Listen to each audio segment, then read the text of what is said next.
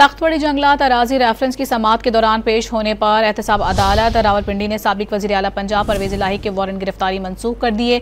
Media से गुफ्तगू में परवेज़ इलाही ने कहा है कि मुज़ाहमत के बाद तो फिर मुज़ाकरात ही होते हैं। उन्होंने कहा कि हमेशा बेहतरी की उम्मीद रखनी चाहिए। देखें, मुज़ाकरात से मुतालिक तो PTI की लीडरशिप ने एक ख़त भी लिखा है।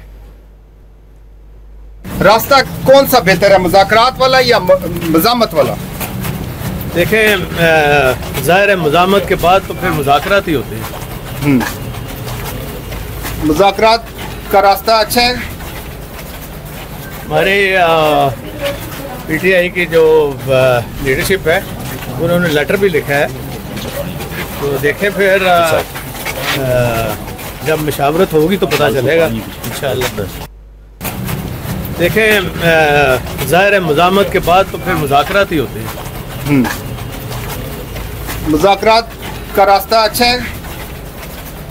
हमारे PTI की जो लीडरशिप है उन्होंने लेटर भी लिखा है, तो देखें फिर जब मशावरत होगी तो पता चलेगा इंशाअल्लाह।